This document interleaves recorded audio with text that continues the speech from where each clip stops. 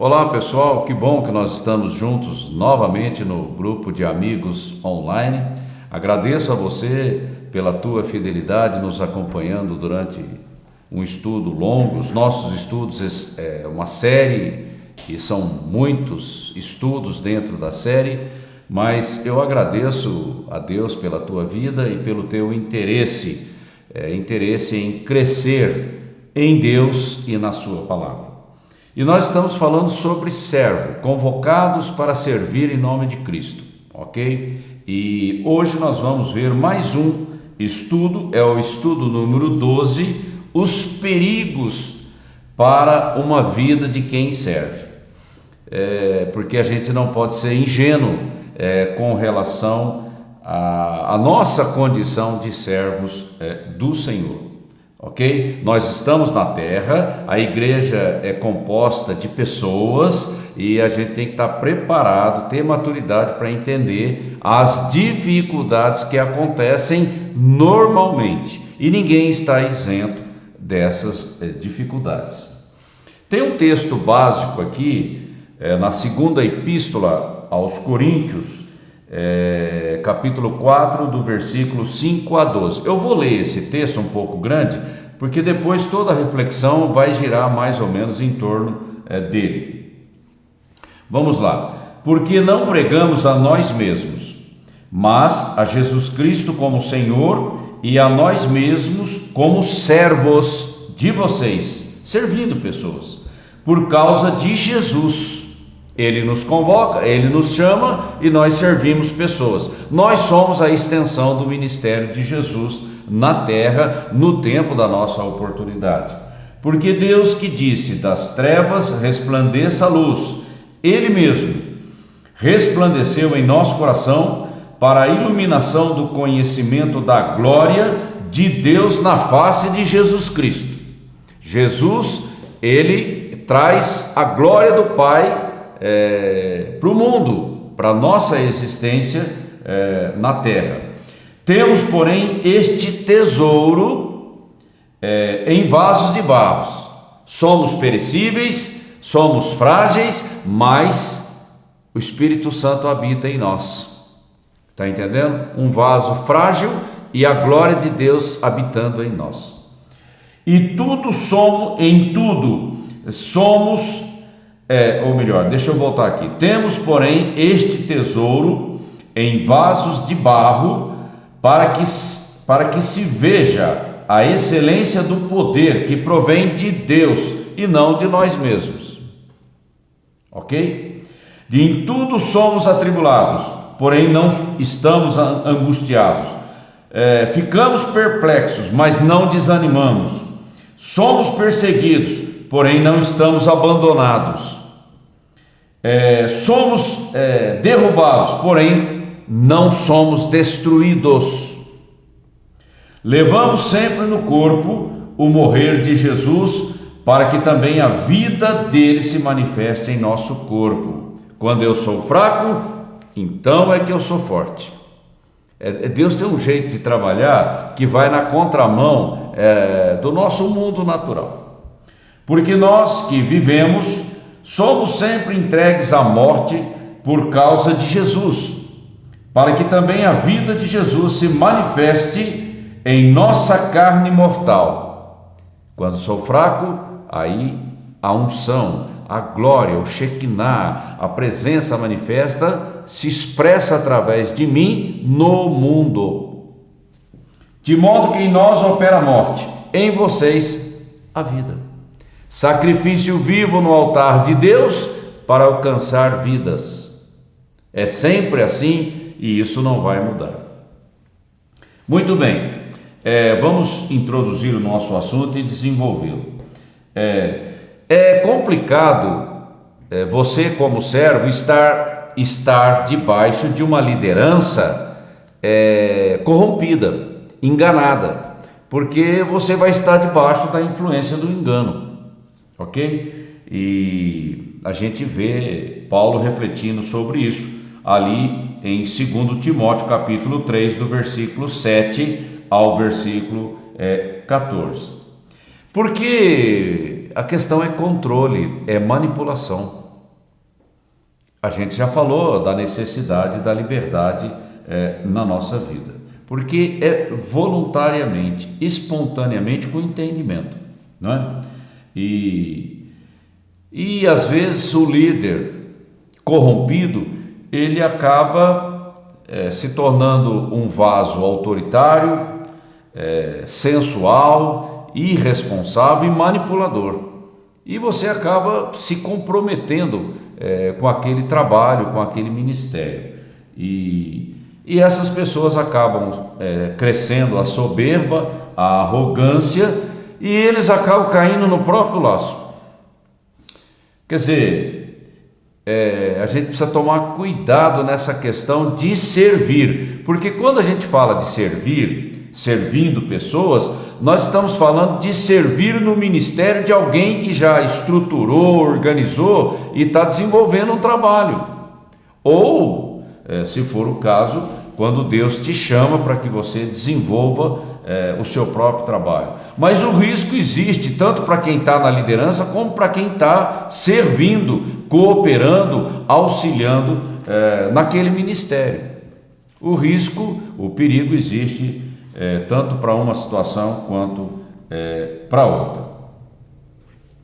E vamos entender então essa questão desse perigo. Vamos ver algumas ideias erradas nessa questão do servo, aquele que serve. Porque nós somos vasos de barro, a gente tem que partir desse princípio, porque senão a gente não vai entender o significado daquilo que nós estamos refletindo aqui. A excelência do poder sobrenatural é de Deus, pelo mover, pela presença, pela unção do Espírito Santo num vaso de barro que sou eu. E toda a honra e toda a glória ao Senhor, ok? E a unção, ela se move através de mim. Por isso que o meu canal tem que estar desobstruído, para que essa coisa não fique embaraçada. Mas vamos ver a primeira ideia errada. Os servos possuem poderes especiais, sabe? Aí a questão da humildade começa a ficar comprometida.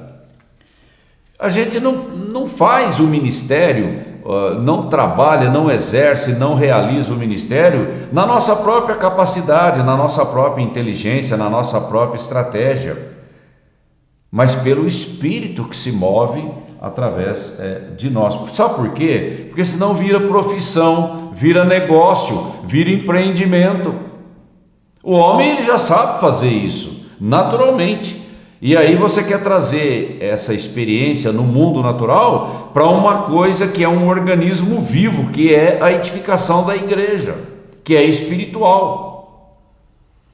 A gente usa estratégias humanas como tecnologia, organização e tudo mais, mas isso não é a prioridade. A prioridade é a presença manifesta de Deus na comunidade, tanto na vida pessoal quanto no grupo, e Deus fazendo a obra no tempo da nossa existência, porque senão a gente confunde as coisas e acaba olhando para a igreja como uma construção humana. Não é. Isso tem que estar claro no nosso entendimento. Segundo erro, os servos não enfrentam problemas no dia a dia. Olha, tanto faz o pastor sênior, o pastor assistente, a liderança, o membro, aquele que chega, todos têm lutas. Ninguém está isento de cometer erros e passar por provações e por situações de pressão. Agora, quem tem que crescer somos nós, no meio dessa pressão toda na qual nós estamos. Estamos numa guerra, mas temos que ser maduros para vencer essa guerra, ok? Então a gente tem que estar consciente dessas coisas, e nós temos que estar estruturados, fortalecidos por dentro, de dentro para fora. Não adianta nada uma blindagem por fora e por dentro frágil.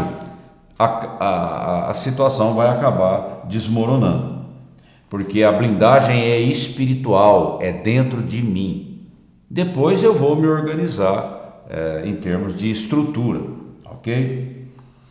Muito bem, e aqui nós vamos ver a terceira então, a terceira ideia errada. Os servos têm uma proteção especial contra os perigos sutis. Olha, tanto faz você ser um homem poderoso nas mãos de Deus, como ser uma ovelhinha que chegou agora. Todos nós estamos sujeitos aos enganos do nosso coração, da nossa alma complicada. Por isso que Jesus disse: aprendei de mim que sou manso e humilde de coração, para deixar o Espírito Santo trabalhar. E quanto maior a visibilidade, quanto maior a unção se movendo na tua vida, maior é o risco da soberba, do orgulho, da autossuficiência, e aí a coisa só vai complicando. Então, o fato de você ser chamado para servir a Cristo no ministério não quer dizer que você está isento de problemas. Não, é a postura que nós temos que faz toda a diferença, ok? E a gente tem que entender, porque sacrifício vivo tanto faz para o pastor sênior, que a exigência, o desafio é muito maior do que para qualquer um que está ali cooperando na obra do ministério, ou qualquer ovelha que está se achegando àquela igreja local. A luta é a mesma, são níveis apenas que são diferentes, mas todos nós estamos sujeitos a cometer erros, ok? E a gente tem que ser humilde para reconhecer essas coisas. E o engano, quando ele entra na vida de alguém, ou quando ele entra numa comunidade cristã, é um processo, começa lentamente, de forma sutil, até que a coisa fica escandalosa. O diabo, ele é muito esperto, ele sabe como trabalhar, né? Ele camufla, ele cria capas e por ali ele vai criando uma fortaleza, né? E isso leva um tempo, isso é sutil, é um ardil, é um estratagema, e quem está na liderança tem que estar muito atento, prestando atenção nesse tipo de situação. Então todos nós estamos sujeitos a orgulho, medo, depressão, tristeza, desânimo, mas a fortaleza está lá dentro. A pressão vem de fora, mas a fortaleza está dentro de mim, para continuar em pé na presença do Senhor, fazendo aquilo para o qual Ele me chamou, sem se deixar se envolver com as artimanhas do inimigo. E o orgulho é um problema seríssimo na vida de qualquer pessoa. Orgulho e reclamação, né? São duas coisas, porque são os extremos da nossa vida. Como eu reajo a essas pressões? Aí que vem a minha postura, uma postura correta nas mãos do Senhor. Vamos ver aqui, é aí que mora o perigo. Primeira coisa, o perigo da superproteção e da possessividade. Eu estou falando de servo, e o servo normalmente ele está no ministério, já tem uma liderança estabelecida, eu estou ali ajudando, cooperando e tudo mais. Superproteção, querer tomar conta do ministério, proteger os líderes ou a liderança que está à frente do ministério, e achando que você é dono daquelas pessoas, que você tem que controlar aquelas pessoas, e você blinda aquelas pessoas. Olha, por aí não funciona. Qual é o exemplo que a gente tem? O assistente do profeta Eliseu, o Geazi, que você pode encontrar no Velho Testamento, lá em 2 Reis, você vai ver a história dessa pessoa. Olha, quando Deus chama alguém para operar, é para operar. Nenhum ser humano pode entrar no meio querendo controlar o mover da unção. Então, o fato de eu servir no ministério não significa que eu controlo, que eu blindo, que eu filtro, sabe? Na igreja não tem popstar, entende? nós somos servos o tempo todo. É lógico que pessoas mais próximas são pessoas de um nível de confiança muito maior, mas isso não quer dizer que você é dono daquele negócio e que você tem que interferir em tudo. A gente tem que se colocar no nosso lugar, tá? Porque servo não é guarda-costa, entendeu? A gente tem que tomar cuidado com isso. Eu poderia citar alguns textos aqui, mas para não perdermos tempo, nós vamos acelerar aqui. O segundo perigo é a tal da reclamação. Você trabalha por um longo tempo naquele ministério e você não é reconhecido. Bom, aí vem o ressentimento, vem a reclamação, aí tem gente que dá ouvidos. Olha, vai dar confusão. Ressentimento na vida do cristão que se propõe a servir a Cristo voluntariamente, não dá. Você tem que ser curado desse tipo de coisa, porque senão você vai tropeçar. Porque o ressentimento na minha vida é um laço para mim mesmo, e eu vou acabar caindo, porque o diabo não perde a oportunidade. E aí vem as confusões que a gente tem visto. Então, eu preciso ser humilde e eu tenho que depender de Deus. Depender de Deus significa comunhão, intimidade. É com Ele que eu resolvo as minhas coisas. Porque senão eu vou querer trazer o meu problema para o público da igreja, para a congregação. E aí formando grupinhos, gente que escuta, outro que... Sabe? É só confusão. Não, tenha uma vida com Deus e dependa dEle. E Ele vai mexer nas circunstâncias se for necessário. Mas não sou eu que vou criar uma situação. E aí a gente fica meio ansioso, meio nervoso e ressentido, e isso é problema na vida daquele que serve. Olha, Deus sabe de tudo e Deus julga tudo. E às vezes Deus presta atenção nas coisas de forma silenciosa, porque Ele está avaliando, e na hora certa Ele vai mexer. Você pode ter certeza, mas não que eu vou criar uma situação, é Ele.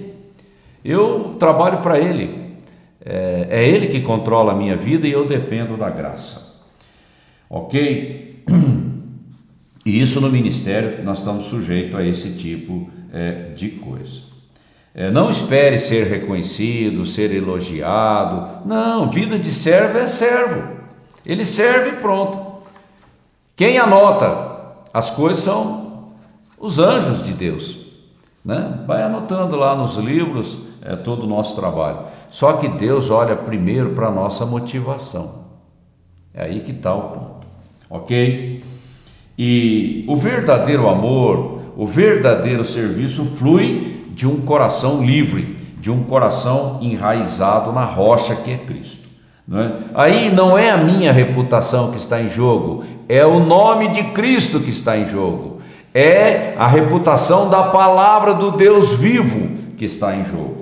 E eu vou vigiar para que isso não se torne um embaraço na minha vida. O perigo do desrespeito e do ressentimento. Às vezes isso acontece muito no aconselhamento, quando você precisa corrigir, disciplinar e trazer uma direção na vida de alguém. A pessoa reage mal e aí ela começa a te criticar e às vezes até fofocar a seu respeito. E isso cria um ambiente muito ruim, e nós temos que ter maturidade para encarar isso sem levar para o lado pessoal. É Deus que defende a minha honra, não sou eu mesmo, ok? Porque aí entra a questão da rebeldia, do orgulho, da arrogância e mistura tudo, vira uma confusão. E aqui em 2 Timóteo capítulo 2, versículo 24 e 26, Paulo dá a receita. Não convém ao servo do Senhor ser um cara briguento, que qualquer coisinha está brigando. Não é Deus que cuida das coisas? Então eu descanso em Deus e na hora certa Ele faz o que tem que ser feito. O servo de Deus tem que ser paciente, ele não pode se irritar, ele tem que ser manso, ele tem que ser humilde, ele tem que ter domínio próprio. Ele é firme, mas ele não ofende ninguém e nem leva a coisa para o lado pessoal, porque não funciona, porque o diabo entra e aí a confusão se estabelece, ok? E muitas vezes as pessoas reagem muito mal a um conselho, a uma revelação, a uma instrução de Deus, que Deus está usando você como vaso e a outra pessoa não entende, ela não para pensar, ela não se aquieta na presença de Deus para entender o que o Espírito está falando, ela já sai criticando e criando uma confusão. Isso é imaturidade, e a gente tem que ter maturidade para enfrentar esse tipo de situação, e isso acontece muito frequentemente, principalmente quem está na área do aconselhamento, ok? Veja bem, é Deus quem trabalha a minha justiça, a minha vida, a minha honra, a minha reputação. Eu tenho que confiar em Deus, porque senão eu vou querer resolver por mim mesmo, isso não vai funcionar, ok? E existe um outro perigo também muito sério na vida do servo, que é aquela ganância. Isso aconteceu na vida de Geazi, tanto é que o fim da sua vida foi lepra, não é? Olha, a gente não faz nada em troca para receber elogio, para ficar famoso, para ficar batendo palma, aplauso, ou por dinheiro, ou por qualquer coisa, posição de poder. A igreja não é uma empresa aonde você coloca essa disputa, essa competição. Não, a igreja é uma família, nós estamos aqui servindo uns aos outros, né? Senão vira uma disputa, uma concorrência, uma loucura, uma guerra entre as pessoas. Não é assim. Deus chamou um para cantar, chamou outro como intercessor, chamou outro para ensinar, o outro é pastor, o outro. Tem várias coisas para se fazer na igreja, e que cada um seja fiel naquilo para o qual Deus chamou, tranquilamente, descansando em Deus, sem nenhuma ansiedade, sem nenhuma pressão, porque a motivação do nosso coração tem que estar correta. Isso é uma coisa pessoal. A minha vida de servir a Cristo não é uma profissão, para mim conquistar algo em benefício próprio. Não, Jesus veio para servir, para doar. Ele veio para recuperar aquilo que se havia perdido. Ele não veio para ganhar nada. Agora, se ele ganhou alguma coisa, foi o próprio Deus que estabeleceu. E assim também é na nossa vida. O sacrifício de Cristo foi aceito, e ele se assentou à direita da majestade, numa posição que Deus lhe deu. E eu não posso ser diferente, posso? Não é? Então a gente tem que prestar atenção nessas coisas. E a responsabilidade, isso aqui é uma coisa séria, nosso tempo está esgotando, eu tenho que concluir aqui. A responsabilidade, tanto daquele que está na liderança, quanto daquele que serve, ajudando ali no ministério, é a questão da responsabilidade pessoal. Cada um vai responder pela sua responsabilidade.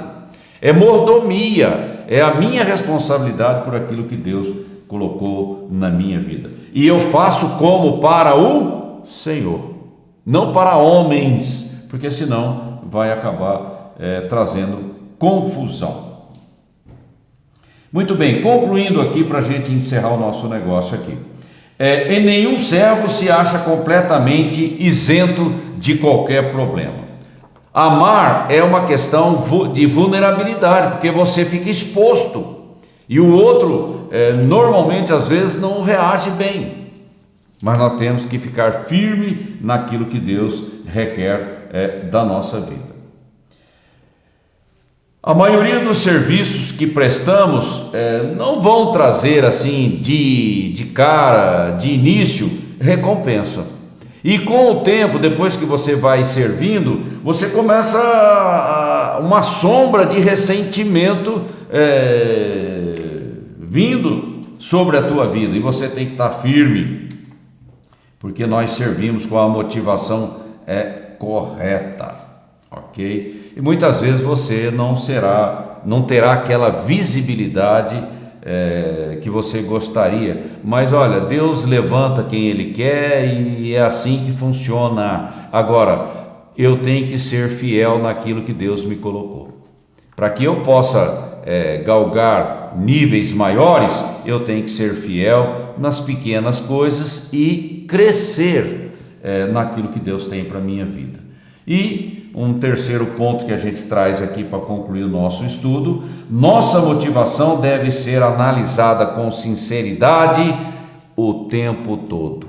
Será que o meu coração não está enganado? Será que eu não estou embaraçado em algum ponto da minha vida, do meu serviço, do meu ministério?